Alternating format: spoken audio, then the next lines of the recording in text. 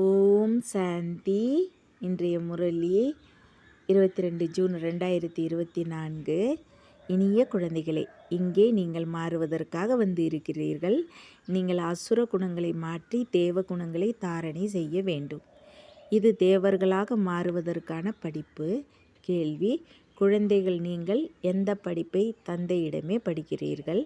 அதை வேற யாரும் கற்பிக்க முடியாது. பதில்: மனிதரிலிருந்து தேவராகும் படிப்பை. அழுக்கிலிருந்து தூய்மையாகி புதிய உலகத்திற்கு போகும் படிப்பை ஒரு தந்தையை தவிர வேற யாரும் கற்பிக்க முடியாது.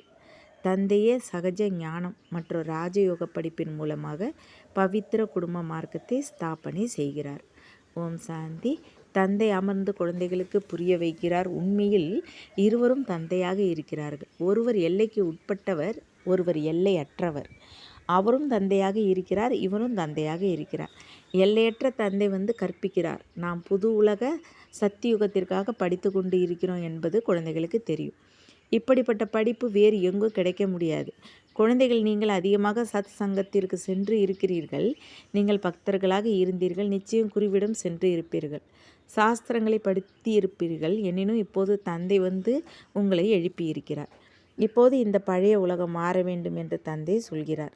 இப்போது நான் உங்களுக்கு புதிய உலகத்திற்காக பாடம் கற்பிக்கிறேன். உங்கள் டீச்சராக இருக்கிறேன். குருவை யாரும் டீச்சர் என்று சொல்ல மாட்டார்கள். பள்ளிக்கூடத்தில் டீச்சர் பாடம் கற்பிக்கிறார். அதன் மூலம் உயர்ந்த பதவி பெறுகிறார்கள். எனினும் அவர்கள் இந்த உலகத்திற்காகவே பாடம் கற்பிக்கிறார்கள். நாம் எந்த கல்வியை கற்கிறோமோ அதை புதிய உலகத்திற்காக படிக்கிறோம் என்பது இப்போது உங்களுக்கு தெரியும். அது பொன்னுலகம் என்று சொல்லப்படுகிறது. இந்த நேரம் அசுர குணங்களுக்கு பதிலாக தெய்வீக குணங்களை தாரணை செய்ய வேண்டும் என்பது உங்களுக்கு தெரியும்.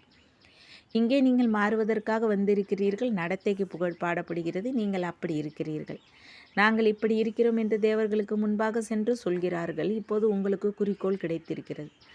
எதிர்காலத்திற்காக தந்தை புதிய உலகையும் ஸ்தாபனை செய்கிறார். உங்களுக்கு பாடமும் கற்பிக்கிறார். அங்கே விகாரத்தின் விஷயமே இருக்காது. நீங்கள் ராவணனை வெற்றி பெறுகிறீர்கள். ராவண ராஜ்யத்தில் எல்லோரும் விகாரிகளாக இருக்கிறார்கள். ராஜா ராணியைப் போல பிரஜைகள் இருக்கிறார்கள். இப்போது இருப்பது பஞ்சாயத்து ராஜ்யம். அதற்கு முன்னதாக ராஜா ராணியின் ராஜ்யம் இருந்தது.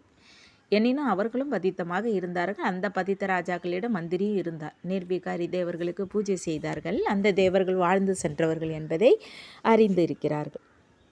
இப்போது அவர்களின் ராஜ்யம் இல்லை. தந்தை ஆத்மாக்களை பாவனமாக மாற்றுகிறார். மேலும் நீங்கள் தேவதா சரீரம் உடையவர்களாக இருந்தீர்கள் என்பதை நினைவூட்டுகிறார். உங்கள் ஆத்மா சரீரம் இரண்டும் பவித்திரமாக இருந்தன. இப்போது மீண்டும் தந்தை வந்து அழுக்கிலிருந்து தூய்மையாக மாற்றுகிறார். அதற்காகவே நீங்கள் இங்கே வந்திருக்கிறீர்கள். குழந்தைகளே, காம மகா சத்ரு என்று தந்தை சட்டம் போடுகிறார். இது உங்களுக்கு முதல் இடைக்கடை துக்கத்தை கொடுக்கிறது. இப்பொழுது நீங்கள் குடும்பத்தில் இருந்து கொண்டே தூய்மையாக மாற வேண்டும். அதற்காக தேவி தேவர்கள் தமக்குள் அன்பாக இருக்க மாட்டார்கள் என்பது கிடையாது. ஆனால் அங்கே விகார பார்வை இருப்பதில்லை. நிர்விகாரியாக இருக்கிறார்கள். குடும்ப விவகாரத்தில் இருந்து கொண்டே தாமரை மலர் போல இருங்கள் என்று தந்தை சொல்கிறார். எப்படி நீங்கள் பவித்திர ஜோடியாக இருந்தீர்களோ அப்படி உங்கள் எதிர்காலத்தை உருவாக்க வேண்டும். ஒவ்வொரு ஆத்மாவும் பலவித பெயர் உருவை பெற்று பாகத்தை நடித்து வருகிறது. இப்பொழுது உங்களுக்கு இது கடைசி பாகம். என்ன செய்வது, எப்படி கம்பெனியனாக இருப்பது என்ற பவித்திரத்தை குறித்து அதிகமாக குழப்பமடைகிறார்கள். கம்பெனியனாக இருப்பதின் அர்த்தம் என்ன? வெளிநாட்டில் எப்போது முதியவராகிறாரோ அப்போது கம்பெனியனாக வைத்துக்கொள்ள தன்னை பராமரிக்க திருமணம் செய்கிறார்கள். அப்படி பலர் இருக்கிறார்கள். அவர்கள் பிரம்மச்சரியத்தில் இருப்பதற்கு விரும்புகிறார்கள். சன்னியாசிகளின் விஷயம் வேறு. குடும்பத்தில் இருப்பவர்களும் அதிகமாக இருக்கிறார்கள். அவர்கள் திருமணம் செய்து கொள்ள விரும்புவது இல்லை. திருமணம் செய்ய வேண்டும், பிறகு குழந்தை குட்டிகளை பராமரிக்க வேண்டும். அப்படிப்பட்ட வலையை ஏன் விரிக்க வேண்டும்? அதில் தானே ஏன் சிக்க வேண்டும் என்று நினைக்கும் பலர் இங்கு வருகிறார்கள். 40 வருடங்களாகிவிட்டன. பிரம்மச்சாரியாக இருக்கிறேன். இதற்கு பின்னர் என்ன திருமணம் செய்வது? சுதந்திரமாக இருக்க விரும்புகிறேன் என்று சொல்கிறார். தந்தை அவரை பார்த்து மகிழ்ச்சி அடைகிறார். இவர் பந்தனமற்றவராக இருக்கிறார். மற்றபடி சரீரத்தின் பந்தனம் இருக்கிறது. அதில் தேகம் உட்பட எல்லாவற்றையும் மறக்க வேண்டும். ஒரு தந்தையை மட்டுமே நினைவு செய்ய வேண்டும். கிறிஸ்து போன்ற எந்த தேகதாரியையும் நினைவு செய்யக்கூடாது. நிராகார சிவன் தேகதாரி இல்லை. அவர் பெயர் சிவன். சிவனுக்கு கோவிலும் இருக்கிறது. ஆத்மாவிற்கு 84 பிறவிகளின் பாகம் கிடைத்திருக்கிறது. இது அழியாத டிராமா.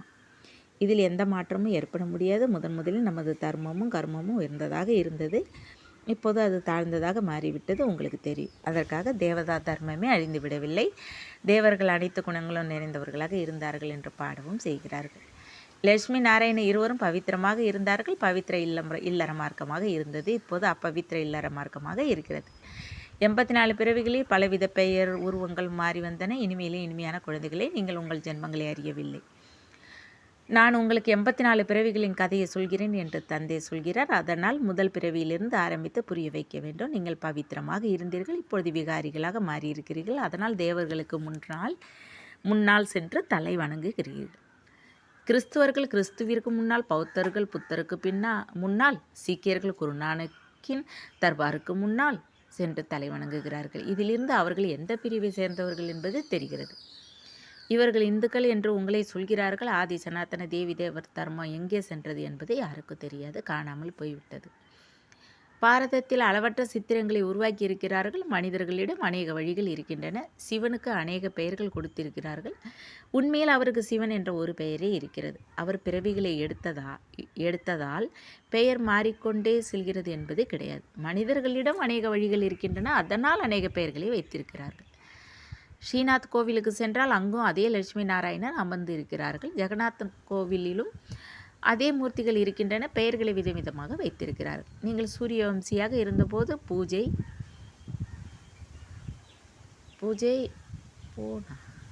பூஜை போன்ற எதையும் செய்யவில்லை. நீங்கள் முழு உலகத்தின் மீது ராஜ்யம் செய்தீர்கள். சுகமாக இருந்தீர்கள். ஸ்ரீமத் படி உயர்ந்த ராஜ்யத்தை ஸ்தாபனை செய்தீர்கள். அது சுகதாமம் என்று சொல்லப்படுகிறது. தந்தை கற்பிக்கிறார், மனிதரிலிருந்து தேவராக மாற்றுகிறார் என்று வேற யாரும் சொல்ல மாட்டார்கள். அடையாளங்களும் இருக்கின்றன. நிச்சயம் அவர்களுடைய ராஜ்யமே இருந்தது. அங்கே கோட்டை போன்ற எதுவும் இருக்காது. கோட்டை போன்றவைகளை பாதுகாப்பிற்காக கட்டுகிறார்கள். இந்த தேவி தேவர்களின் ராஜ்யத்தில் கோட்டை போன்ற எதுவும் இல்லை. போர் தொடுக்கும் அடுத்தவர் இருப்பதே இல்லை. நாம் அதே தேவி தேவர் தர்மத்திற்கு டிரான்ஸ்பர் ஆகி கொண்டு இருக்கிறோம் என்பது இப்போது உங்களுக்கு தெரியும். அதற்காகவே நீங்கள் ராஜயோக கல்வியை கற்றுக்கொண்டு இருக்கிறீர்கள். ராஜ்யத்தை பெற வேண்டும். நான் உங்களை அரசர்களின் அரசராக மாற்றுகிறேன் என்பது பகவான் வாக்கு. இப்போது எந்த ராஜா ராணியும் இல்லை. எவ்வளவு சண்டை சச்சரவுகள் நடந்து கொண்டே இருக்கின்றன. இது கலியுகம், இரும்பு கால உலகம். நீங்கள் பொற்காலத்தில் இருந்தீர்கள். இப்பொழுது மீண்டும் புருஷோத்தம சங்கம யுகத்தில் இருக்கிறீர்கள். தந்தை உங்களை முதல் நம்பருக்கு அழைத்து செல்ல வந்திருக்கிறார். அவர் எல்லோருக்கும் நன்மை செய்கிறார். நமக்கும் நன்மை நடப்பது உங்களுக்கு தெரியும். முதலில் நிச்சயம் நாம் சத்தியுகத்திற்கு வருவோம். மற்ற தர்மங்களை சேர்ந்தவர்கள் எல்லோரும் சாந்திதாமத்திற்கு சென்று விடுவார்கள். எல்லோரும் பவித்திரமாகவும் மாற வேண்டும் என்று தந்தை சொல்கிறார். நீங்கள் பவித்திர தேசத்தை சேர்ந்தவர்களாக இருக்கிறீர்கள். அதை நிர்வாண தாமம் என்று சொல்கிறார்கள். சப்தத்தை கடந்து அசரீரி ஆத்மாக்கள் மட்டும் இனி இருக்கின்றன. தந்தை உங்களை இப்பொழுது சப்தத்தை கடந்து அழைத்து செல்கிறார். நான் உங்களை நிர்வாண தாமத்திற்கு, சாந்தி தாமத்திற்கு அழைத்து செல்கிறேன் என்று வேற யாரும் சொல்ல முடியாது. நாங்கள் பிரம்மத்தில் கலந்து விடுவோம் என்று அவர்கள் சொல்கிறார்கள். இப்போது இது தமோ பிரதான உலகம் என்பது குழந்தைகள் உங்களுக்கு தெரியும். இதில் உங்களுக்கு விருப்பம் இருப்பதில்லை. அதனால் புதிய உலகை ஸ்தாபனை செய்து பழைய உலகை அழிப்பதற்கு பகவானுக்கு இங்கு வர வேண்டி இருக்கிறது. சிவ ஜெயந்தியும் இங்கே கொண்டாடுகிறார்கள். அவர் வந்து என்ன செய்கிறார் என்பதை யாராவது சொல்ல வேண்டும். ஜெயந்தி கொண்டாடுவதால் நிச்சயம் வருகிறார். ரதத்தில் அமர்ந்திருக்கிறார். அவர்கள் பிறகு குதிரை வண்டியில் ரதத்தை காட்டியிருக்கிறார்கள். தான் எந்த ரதத்தில் சவாரி செய்கிறார் என்பதை தந்தை அமர்ந்து சொல்கிறார். இந்த ஞானம் காணாமல் போகிறது என்று குழந்தைகளுக்கு சொல்கிறேன். இவரது 84 பிறவிகளின் கடைசியில் தந்தைக்கு வர வேண்டி இருக்கிறது. இந்த ஞானத்தை வேறு யாரும் கொடுக்க முடியாது. ஞானம் பகல், பக்தி இரவு. கீழே இறங்கி கொண்டே இருக்கிறார்கள். பக்திக்கு எவ்வளவு ஷோ இருக்கிறது. எத்தனை கும்ப மேளாக்களும் மற்ற மேளாக்களும் நடந்து கொண்டே இருக்கின்றன. இப்பொழுது நீங்கள் பவித்திரமாக மாறி புதிய உலகத்திற்கு போக வேண்டும் என்று யாருமே சொல்வதில்லை. இப்பொழுது இது சங்கமயுகம் என்று தந்தையே சொல்கிறார். எந்த படிப்பு உங்களுக்கு கல்பம் முன்னர் கிடைத்ததோ அதே படிப்பு இப்பொழுது உங்களுக்கு கிடைத்திருக்கிறது. அதன் மூலம் மனிதரிலிருந்து தேவனாக மாறுகிறீர்கள். மனிதரிலிருந்து தேவராக மாறினார் என்ற பாடலும் இருக்கிறது. தந்தையே நிச்சயம் அப்படி மாற்றுவார். நாம் ஆபவித்திர குடும்ப தர்மத்தை சேர்ந்தவர்களாக இருந்தோம் என்பது உங்களுக்கு தெரியும். இப்போது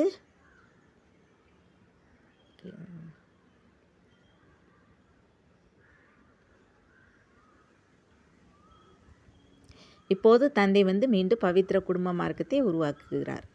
நீங்கள் மிக உயர்ந்த பதவியை பெறுகிறீர்கள். மிக உயர்ந்த தந்தை எவ்வளவு உயர்ந்தவர்களாக மாற்றுகிறார். தந்தையின் வழி ஸ்ரீயாக, அதாவது மிக உயர்ந்த வழியாக இருக்கிறது. நாம் உயர்ந்தவர்களாக மாறுகிறோம். ஸ்ரீ என்பதின் அர்த்தம் யாருக்கும் தெரியாது. ஒரு சிவபாபாவிற்கு இந்த பட்டம் இருக்கிறது. எனினும் அவர்கள் தம்மை ஸ்ரீ என்று சொல்லிக் கொள்கிறார்கள். மாலை உருட்டப்படுகிறது. 108 மணிகளின் மாலை இருக்கிறது. அவர்கள் 16,108 மணிகளின் மாலையை உருவாக்கி இருக்கிறார்கள். அதில் 8 பேர் வந்தே ஆக வேண்டும். 4 ஜோடிகள் மற்றும் ஒரு தந்தை. 8 ரத்தினங்கள், அடுத்து 9வதாக நான். அவர்களை ரத்தினங்கள் என்று சொல்கிறார்கள். அவர்களை அப்படி மாற்றுபவர் தந்தை. நீங்கள் தந்தை மூலமாக தங்க புத்தி உடையவர்களாக ஆகுகிறீர்கள். ரங்கூனில் ஒரு குளம் இருக்கிறது. அதில் குளித்தால் பரிகளாக மாறுவார்கள் என்று சொல்கிறார்கள். உண்மையில் இது ஞானஸ்தானம். இதன் மூலம் நீங்கள் தேவி தேவர்களாக மாறுகிறீர்கள். மற்றபடி அவையெல்லாம் பக்தி மார்க்க விஷயங்கள். தண்ணீரில் குளிப்பதால் பரிகளாக மாறுவார்கள் என்பது ஒருபோதும் நடக்காத காரியம். இவையெல்லாம் பக்தி மார்க்க விஷயங்கள். என்னென்ன விஷயங்களை செய்து வைத்திருக்கிறார்கள் எதையும் புரிந்து கொள்வதே இல்லை. உங்கள் நினைவு சின்னமே தில்வாடா கோவில் என்பதை இப்பொழுது நீங்கள் புரிந்து கொள்கிறீர்கள். குருஷிகர் போன்றவையும் இருக்கின்றன. தந்தை மிக உயர்வாக இருக்கிறார். தந்தையும் நாமும் எங்கே இருக்கிறோமோ அது மூலவதனம் என்று உங்களுக்கு தெரியும். சூட்ச்ம வதனம் காட்சிக்காக மட்டுமே இருக்கிறது. அது ஒன்றும் உலகம் கிடையாது. உலக வரலாறு ரீபிட் ஆகும் என்று மூலவதனத்திற்கோ அல்லது சூட்ச்ம வதனத்திற்கோ சொல்வது இல்லை. உலகம் ஒன்றே. இந்த உலகின் வரலாறு ரீபிட் ஆகிறது என்று சொல்லப்படுகிறது. உலகில் அமைதி நிலவ வேண்டும் என்று மனிதர்கள் சொல்கிறார்கள். எனினும் ஆத்மாவின் சுயதர்மோ அமைதி என்பதை அறியாமல் இருக்கிறார்கள். மற்றபடி காட்டில் ஒன்றும் அமைதி கிடைக்காது. குழந்தைகள் உங்களுக்கு சுகமும் மற்ற எல்லோருக்கும் சாந்தியும் கிடைக்கிறது. யார் வந்தாலும் முதலில் சாந்தி தாமத்திற்கு சென்று பிறகு சுகதாமத்திற்கு வருகிறார்கள். நாங்கள் ஞானத்தை பெறாமல் கடைசியில் வந்தால் அவ்வளவு காலமும் முக்தி தாமத்தில் இருப்போம். அது நல்லது. நீண்ட காலம் முக்தியில் இருப்போம். இங்கே ஏதோ ஓரிரு பிறவிகள் பெறுவோம் என்று சிலர் சொல்கிறார்கள். அது என்னவாக இருக்கிறது? அது கொசு தோன்றி உடனே இருப்பதைப் போல இருக்கிறது.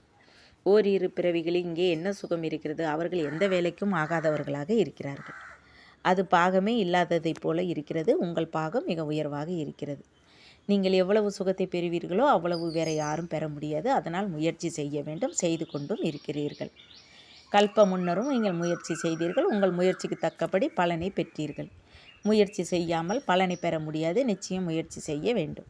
இப்படியாக ட்ராமா உருவாக்கப்பட்டு இருக்கிறது என்று தந்தை சொல்கிறார். நீங்களும் முயற்சி செய்ய வேண்டும். அப்படியே ஒன்றும் நடக்க முடியாது. நீங்கள் நிச்சயம் முயற்சி செய்ய வேண்டும். முயற்சி செய்யாமல் எதுவும் நடக்காது. இருமல் தானே எப்படி சரியாகும்? மருந்தை பெற முயற்சி செய்ய வேண்டும். ஒரு சிலர் ட்ராமாவில் இருப்பது நடக்கட்டும் என்று அப்படியே அமர்ந்து விடுகிறார்கள். இப்படி தலைகீழ் ஞானத்தை புத்தியில் ஏற்றாதீர்கள். இப்படியும் மாயா தடைகளை ஏற்படுத்துகிறது. குழந்தைகள் படிப்பதையே விட்டு விடுகிறார்கள். இதை தான் மாயாவிடம் தோல்வி என்று சொல்லப்படுகிறது. சண்டை நடக்கிறது தானே, அதுவும் கடுமையாக நடக்கிறது. நல்லது. இனிமேலும் இனிமையான காணாமல் போய் கண்டெடுக்கப்பட்ட செல்ல குழந்தைகளுக்கு தாய் தந்தை பாப்தாதாவின் அன்பு நினைவுகள் மற்றும் காலை வணக்கம். ஆன்மீக குழந்தைகளுக்கு ஆன்மீக தந்தை நமஸ்தே. ஆன்மீக தந்தைக்கு ஆன்மீக குழந்தைகளின் அன்பு நினைவுகள் நமஸ்தே. தாரணைக்கான முக்கிய சார 1. உயர்ந்த ராஜ்யத்தை ஸ்தாபனை செய்வதற்கு ஸ்ரீமத்துப்படி நடந்து தந்தைக்கு உதவியாளராக வேண்டும். தேவி தேவர்கள் எப்படி விகாரமற்றவர்களாக இருக்கிறார்களோ அப்படி குடும்பத்தில் இருந்து கொண்டே விகாரமற்றவர்களாக மாற வேண்டும். பவித்திர குடும்பத்தை உருவாக்க வேண்டும். 2. ட்ராமாவின் பாயிண்டை தலைகீழாக பயன்படுத்தக்கூடாது. ட்ராமா என்று சொல்லி அமரக்கூடாது. படிப்பின் மீது முழுமையாக கவனம் கொடுக்க வேண்டும். முயற்சியால் உங்கள் உயர்ந்த பலனை உருவாக்க வேண்டும். வரதானம்: தாமரை மலரின் அடையாளத்தை புத்தியில் வைத்து தன்னை உதாரணமாக புரிந்து கொள்ளும் விலகிய அன்பானவர்கள் ஆகுக. குடும்பத்தில் இருப்பவர்களின் அடையாளம் தாமரை மலர். அதனால் தாமரையாகி அமல் செய்யுங்கள். ஒருவேளை அமல் செய்யவில்லை என்றால் கமல் ஆக முடியாது. அதனால் தாமரை மலரின் அடையாளத்தை புத்தியில் வைத்து தன்னை உதாரணமாக உணர்ந்து நடந்து கொள்ளுங்கள். சேவை செய்யும்போது விலகியும் அன்பாகவும் இருங்கள். வெறும் அன்பாக மட்டும் ஆகக்கூடாது. ஆனால் விலகி இருந்து அன்பானவராக வேண்டும். ஏனென்றால் அன்பு சில நேரம் பற்றின் உருவில் மாறிவிடும். அதனால் எந்த சேவை செய்தாலும் விலகி அன்பானவர்கள் ஆகுக. ஸ்லோகன்: அன்பின் குடைநிழலுக்குள் மாயா வர முடியாது. ஓம் சாந்தி. தேங்க்ஸ் பாபா.